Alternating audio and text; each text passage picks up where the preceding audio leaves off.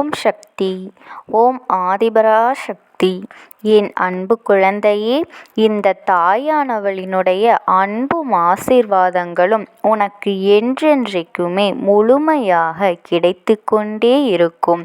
உன் வாழ்க்கையில் இன்னும் நீ உயர உயர உனக்கு எவ்வளவு துன்பங்கள் வந்தாலும் இந்த தாயானவளினுடைய ஆசீர்வாதங்கள் உனக்கு முழுமையாக கிடைத்து கொண்டேதான் இருக்கும்.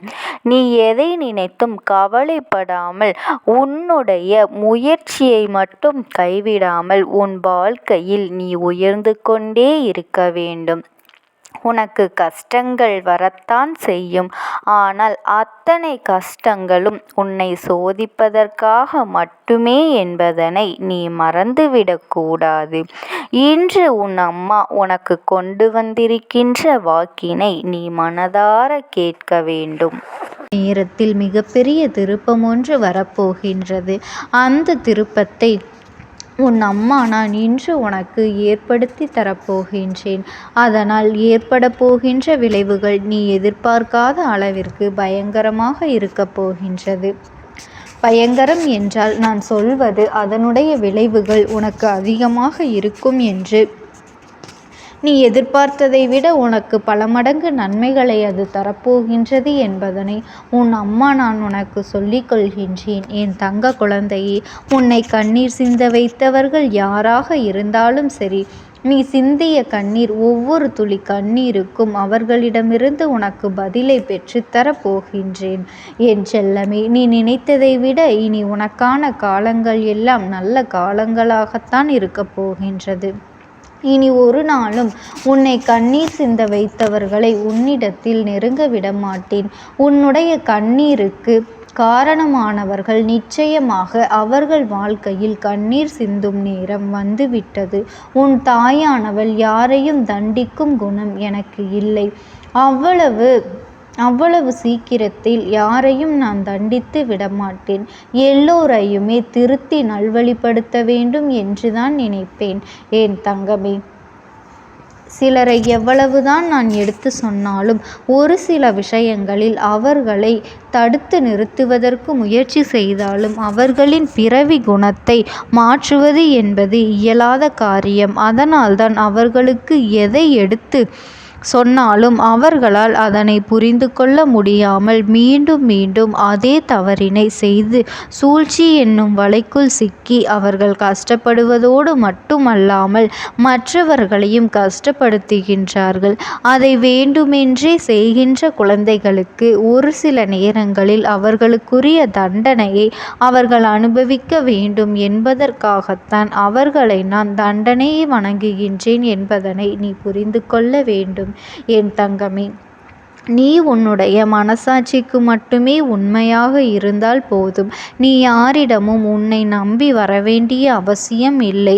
உனக்கு ஒரு பொழுதும் இல்லை. அதை நினைத்து நினைத்து நீ மற்றவர்கள் உன்னை பேசுகின்ற வார்த்தைகளுக்கெல்லாம் செவிசாய்த்து உன்னை நீயே வருத்தி கொண்டு இருக்காதே. உன்னை யாரெல்லாம் புரிந்து கொண்டார்களோ அவர்களிடம் மட்டுமே உன்னுடைய தேவை என்ன என்பதனை நீ சொல்ல வேண்டும்.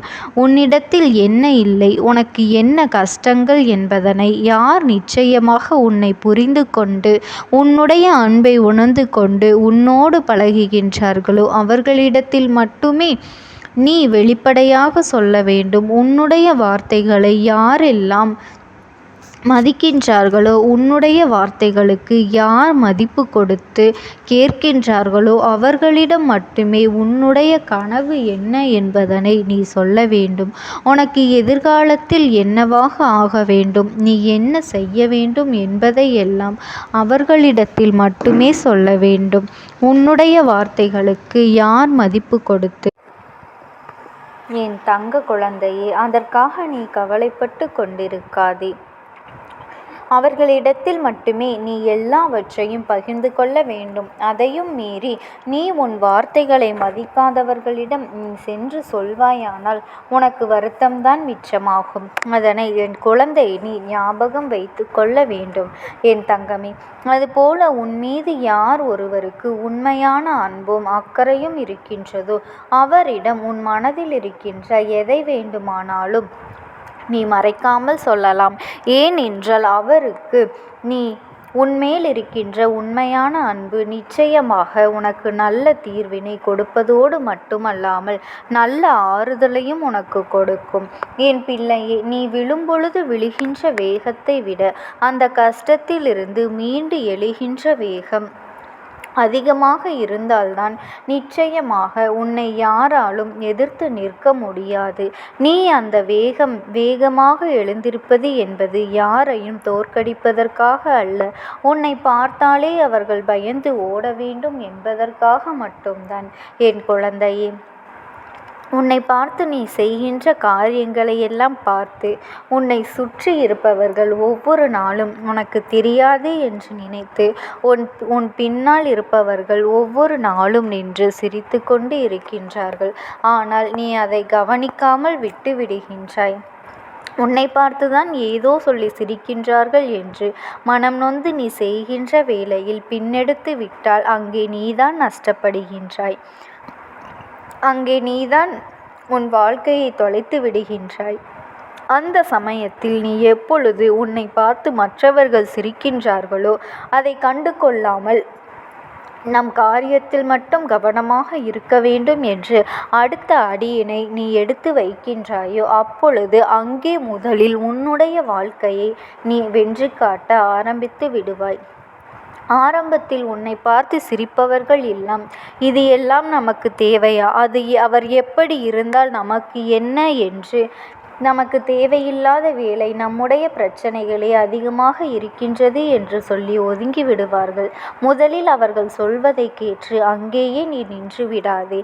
அதன் பிறகு நீ எந்த எல்லைக்கு செல்கின்றாயோ, நீ உன் வாழ்க்கையில் எந்த உச்சத்தை தொட நினைக்கின்றாயோ அதை கண்டு எவன் உன்னை பார்த்து சிரித்தானோ, எவன் உன்னை பார்த்து பொறாமைப்படுகின்றானோ, எவன் உன்னை பார்த்து கேள்விகள் கேட்கின்றானோ அவன் எல்லாம் உன்னை பார்த்து பயந்து நிற்பான் என்பதனை நீ உணர்ந்து கொள்ள வேண்டும்.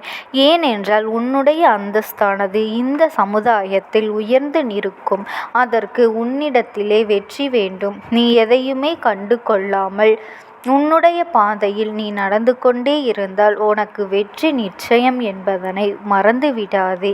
என் தங்கமே, நீ அவர்கள் பொறாமைப்படுகின்ற அளவிற்கு நிச்சயமாக வாழ்ந்து காட்ட வேண்டும். இறுதியில் அந்த பொறாமை அவர்களுக்கு நீ வாழ்ந்து காட்டுகின்ற விதத்தை பார்த்து அவருடைய குணங்கள் ஒவ்வொன்றாக மாறும். அவர்களுடைய எண்ணங்கள் மாறும். அது எல்லாம் என்ன தெரியுமா?